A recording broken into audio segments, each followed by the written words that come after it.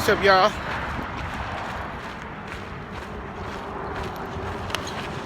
Back on the trail. Check this out real quick.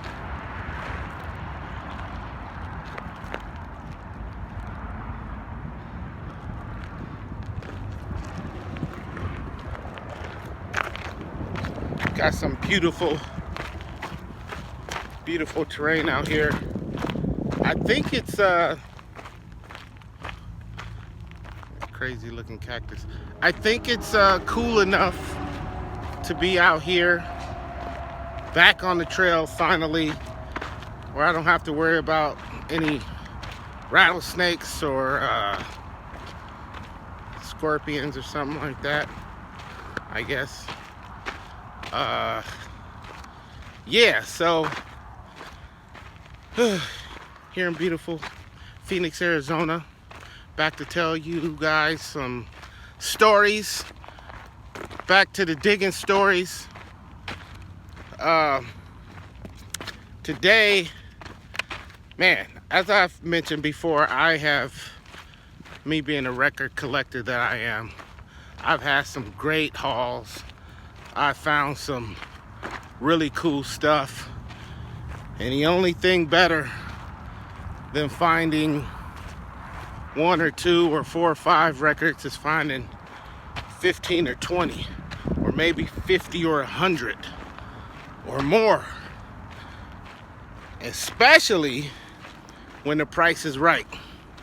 When the price is right, nothing like it.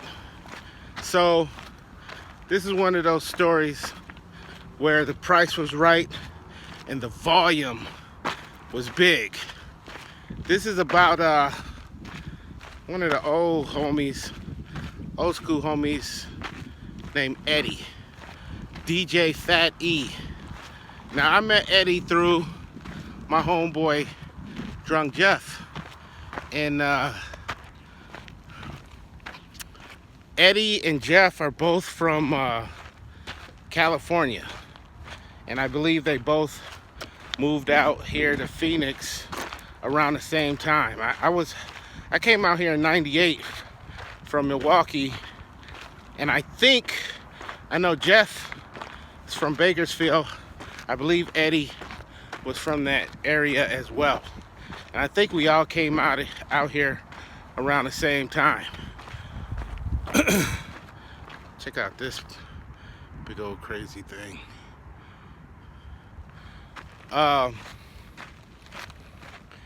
So they was real tight, and yeah, that's how I met Eddie. Anyway, Eddie was a dope DJ, is a dope DJ. He eventually moved back to California, and you know, that's what's up. Anyway, but while he was here, one day I get this phone call, and Eddie's like, yo, here's the deal. He's like, one of my homeboys in Las Vegas called me up, and I guess I hope I'm getting this story correct. It's been a while, but he said one of his homeboys who lives in Las Vegas. Yo, hold up a minute, I gotta show y'all this. Check this out.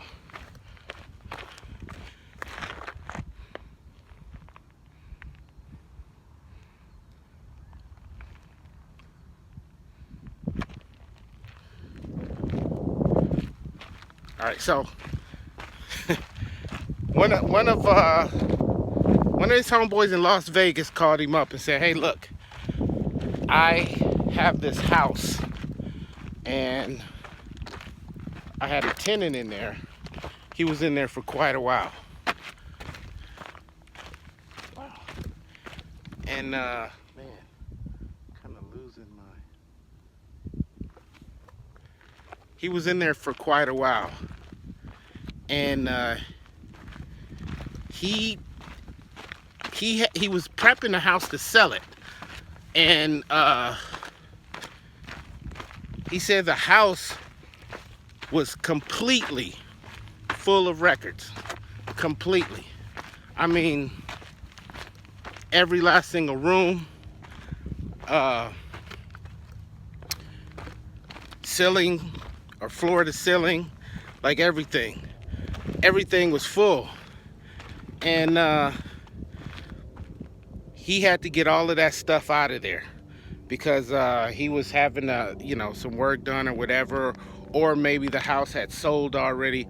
I'm not exactly sure, but he had to get that stuff out of there.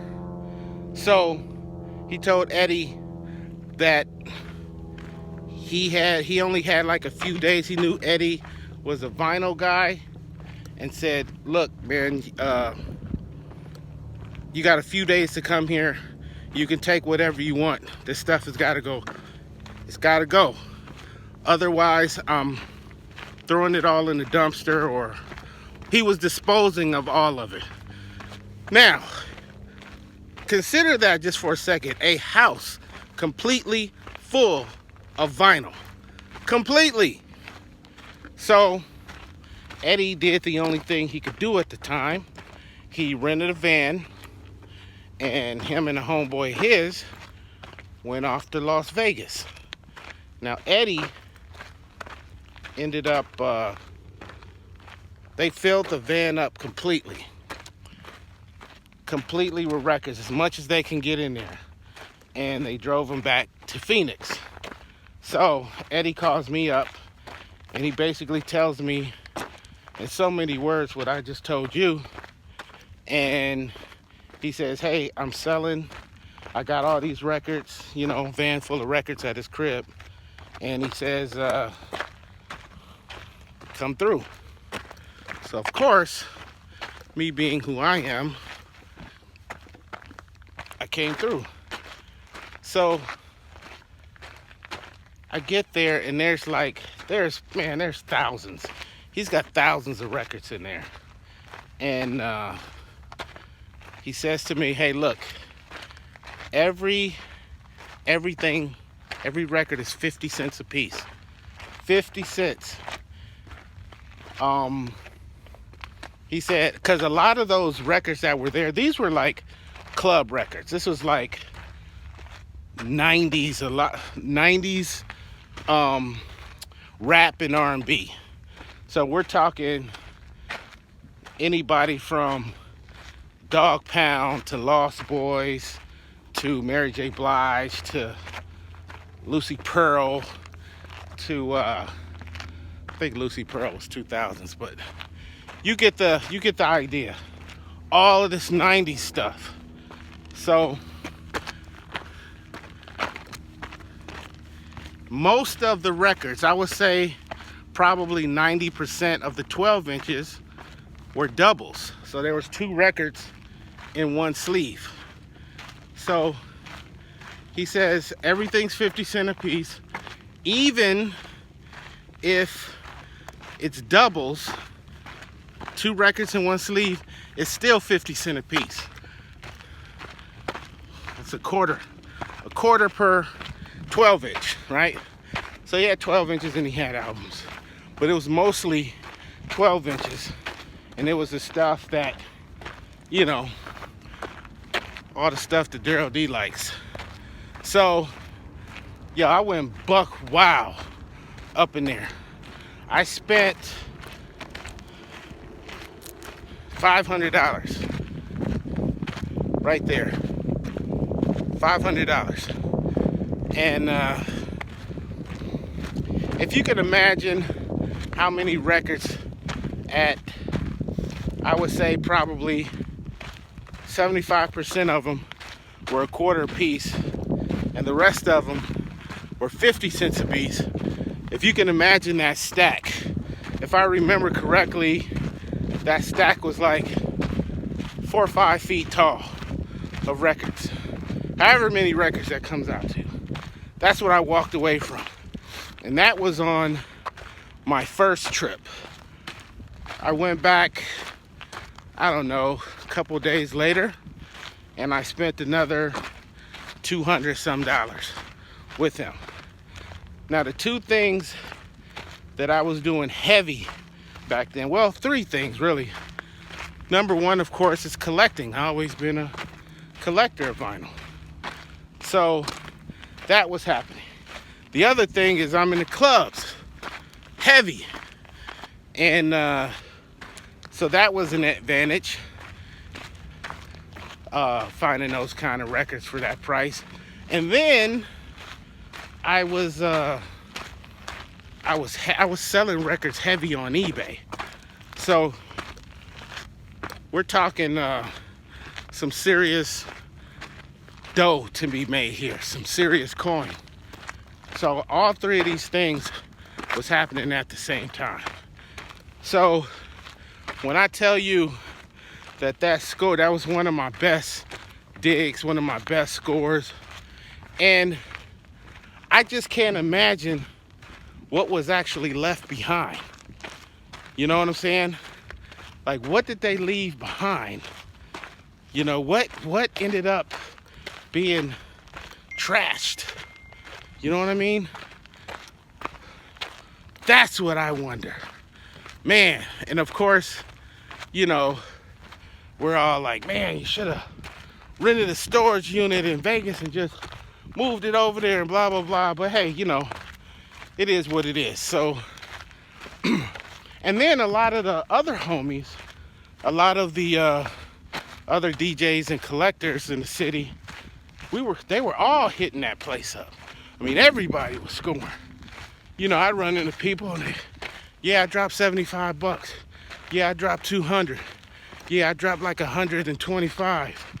Like, people were scoring big time off of that stash. And man, that was definitely one for the books. I kid you not.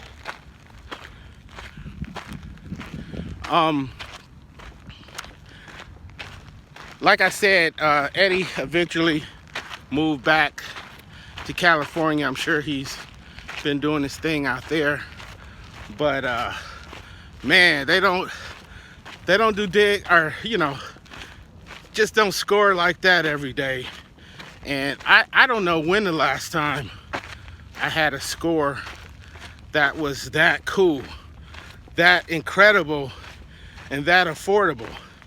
I mean, basically 25 cents a record, 50 cents a record, you're pretty much getting that record for free. You know what I mean? Like, you can't complain about that, even if you spent as much money as I spent, because by the time I kept the records that I wanted, by the time that I sold what I sold on eBay, I more than made up all of the money that I spent and then some. And I was able to add a ton of records to my collection, which I still have in my collection to this day. So yeah, that was, ooh, look at this. Yeah, that was definitely one of my favorite scores in terms of vinyl ever. So, yo, Eddie, come on, man, we need another one of them. You know what I'm saying? This is Daryl D, Diggin Stories. Thank you guys for hanging out. Peace and love. Big ups to Fat E.